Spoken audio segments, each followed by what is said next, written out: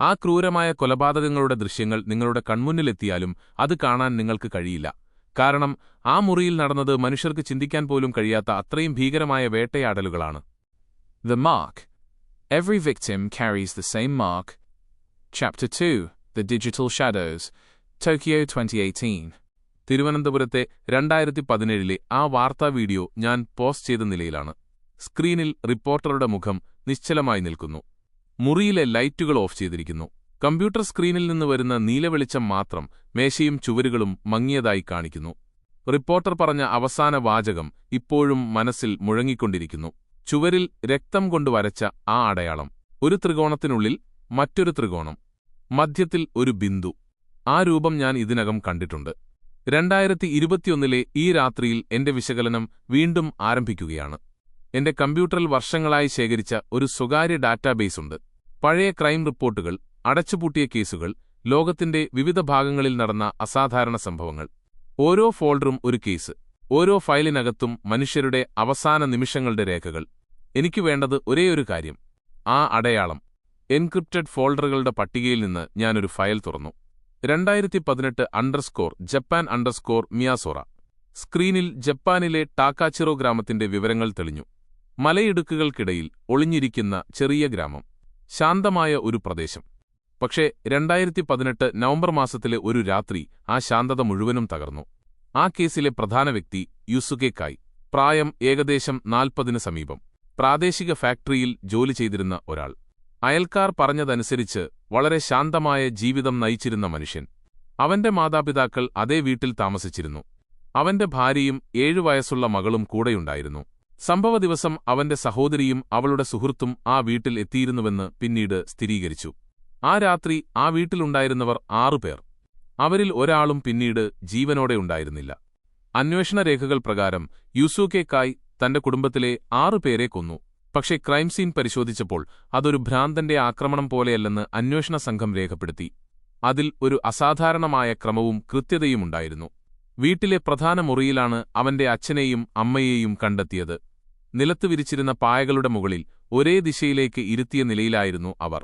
പിന്നീട് നടത്തിയ പരിശോധനയിൽ മൂർച്ചയുള്ള ആയുധം ഉപയോഗിച്ച് അവരുടെ കഴുത്ത് അറുത്തതായി വ്യക്തമായി. അവരുടെ ശരീരങ്ങളിൽ നിന്ന് ഒഴുകിയ രക്തം നിലത്തിന്റെ മധ്യത്തിലേക്ക് പതുക്കെ പടർന്നതായി ക്രൈം സീൻ ചിത്രങ്ങളിൽ കാണാം. വീട്ടിലെ ഇടവഴിയിലൂടെ പിന്നിലെ മുറികളിലേക്ക് പോകുമ്പോൾ മറ്റൊരു മൃതദേഹം കണ്ടെത്തി.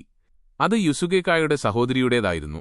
അവളോടൊപ്പം വന്നിരുന്ന അവളുടെ സുഹൃത്തിന്റെയും മൃതദേഹം അതേ മുറിയിലായിരുന്നു കണ്ടെത്തിയത്.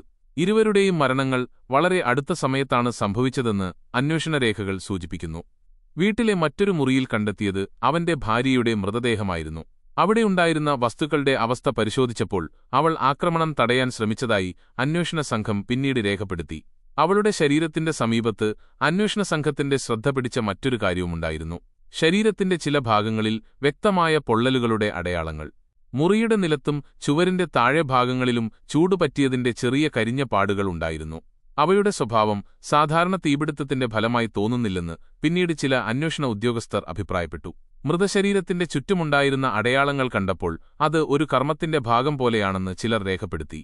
അവസാനം കണ്ടെത്തിയത് അവന്റെ 7 വയസ്സുകാരിയായ മകളുടെ മൃതദേഹമായിരുന്നു. അവൾ നിലത്ത് ശാന്തമായി കിടക്കുകയായിരുന്നു. അവളുടെ നെറ്റിയിൽ രക്തം കൊണ്ട് വരച്ചിരുന്നത് ഒരു ത്രികോണത്തിനുള്ളിൽ മറ്റൊരു ത്രികോണം. മധ്യത്തിൽ ഒരു ബിന്ദു. ആ മാർക്ക്, വരകൾ വളരെ കൃത്യമായിരുന്നു. അത് വരച്ച കൈ വിറച്ചിട്ടില്ലെന്ന് വ്യക്തമാണ്. ഒരു ശ്രദ്ധേയമായ കാര്യം കൂടി അന്വേഷണത്തിൽ രേഖപ്പെടുത്തിയിട്ടുണ്ട്. ആ അടയാളം കുട്ടിയുടെ നെറ്റിയിൽ മാത്രമുണ്ടായിരുന്നില്ല. വീട്ടിലെ ചില ചുവരുകളിലും വാതിലുകളുടെ അരികിലും ചില ഫിറ്റിങ്ങുകളുടെ സമീപത്തും അതേ അടയാളം വീണ്ടും വീണ്ടും വരച്ചതായി കണ്ടെത്തി. എല്ലായിടത്തും ഒരേ രൂപം, ഒരേ അളവ്, ഒരേ കൃത്യത. ആ അടയാളങ്ങളെല്ലാം രക്തം കൊണ്ടാണ് വരച്ചതെന്ന് പിന്നീട് സ്ഥിരീകരിച്ചു. ആ വീട്ടിലെ ഓരോ മുറിയിലും ആ രൂപം വീണ്ടും പ്രത്യക്ഷപ്പെട്ടിരുന്നു. ഈ കേസിനെക്കുറിച്ച് കൂടുതൽ വിവരങ്ങൾ ശേഖരിക്കാൻ ഞാൻ പിന്നീട് ആ ഗ്രാമത്തിൽ പോയിരുന്നു. നാട്ടുകാരിൽ ചിലർ പറഞ്ഞതനുസരിച്ച് സംഭവത്തിന് മുൻപുള്ള ദിവസങ്ങളിൽ യുസുകെ കായുടെ പെരുമാറ്റത്തിൽ ചെറിയ മാറ്റങ്ങൾ ഉണ്ടായിരുന്നുവെന്ന് അവർ ശ്രദ്ധിച്ചിരുന്നു. അവൻ ചിലപ്പോൾ വീട്ടിന് പുറത്ത് ഒറ്റയ്ക്ക് നിൽക്കുന്നതായി ചിലർ കണ്ടതായി പറഞ്ഞു. പക്ഷേ ആ മാറ്റങ്ങൾ എന്തുകൊണ്ടാണെന്ന് അന്വേഷണത്തിൽ വ്യക്തമായ വിശദീകരണം ലഭിച്ചിട്ടില്ല. ഈ കേസിലെ മറ്റൊരു അസാധാരണ കാര്യം പിന്നീട് ശ്രദ്ധയിൽപ്പെട്ടു. കൊലപാതകം നടന്ന ആ വീട്ടിലെ ചില ഡിജിറ്റൽ ഉപകരണങ്ങൾ ഒരേ സമയത്ത് പ്രവർത്തനം നിർത്തി. രാത്രി 2 മണി കഴിഞ്ഞ് 18 മിനിറ്റ്. 1 സെക്കൻഡ് പോലും വ്യത്യാസമില്ലാതെ. ആ സമയത്ത് അവിടെ എന്താണ് സംഭവിച്ചതെന്ന് ഇന്നും വ്യക്തമല്ല. കൊലപാതകങ്ങൾ നടന്നതിന് ചില മണിക്കൂറുകൾക്ക് ശേഷം യുസുഗെ കായ് വീട്ടിൽ നിന്ന് പുറത്തുപോയതായി പിന്നീട് കണ്ടെത്തി. അടുത്ത ദിവസം രാവിലെ സമീപ നഗരത്തിലെ ഒരു പാലത്തിനരികിൽ അവന്റെ വാഹനം കണ്ടെത്തി. പാലത്തിന്റെ സുരക്ഷാ ക്യാമറ ദൃശ്യങ്ങളിൽ അർദ്ധരാത്രിക്ക് ശേഷം അവൻ ഒറ്റയ്ക്കായി അവിടെ എത്തുന്നതായി രേഖപ്പെടുത്തിയിട്ടുണ്ട്. അവൻ കുറച്ചു സമയം പാലത്തിന്റെ അരികിൽ നിൽക്കുന്നത് ദൃശ്യങ്ങളിൽ കാണാം. അതിനുശേഷം അവൻ താഴേക്ക് ചാടുകയായിരുന്നു. പിന്നീട് നടത്തിയ തിരച്ചിലിൽ താഴെയുള്ള നദിയിൽ നിന്ന് അവന്റെ മൃതദേഹം കണ്ടെത്തി. ഇതോടെ ജപ്പാൻ പോലീസ് ആ കേസിലെ പ്രധാന പ്രതി മരിച്ചതായി സ്ഥിരീകരിച്ചു. കേസ് ഔദ്യോഗികമായി അടച്ചുപൂട്ടി.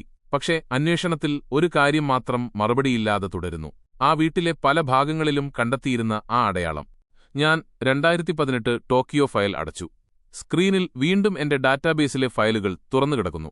വ്യത്യസ്ത രാജ്യങ്ങളിൽ നിന്നുള്ള നിരവധി കേസുകൾ, വ്യത്യസ്ത വർഷങ്ങൾ. പക്ഷേ ചില ഫയലുകളുടെ പേരിനരികിൽ വീണ്ടും വീണ്ടും കാണുന്നത് ഒരേ അടയാളം. 2021 ഈ നിശബ്ദ രാത്രിയിൽ ഞാൻ അടുത്ത ഫയൽ തുറക്കാൻ കൈനീട്ടി. എന്റെ അന്വേഷണം ഇപ്പോൾ തുടരുകയാണ്. ഈ വായന നിങ്ങൾക്ക് തൃപ്തികരമായോ? അടുത്തതായി 3-ാം അധ്യായം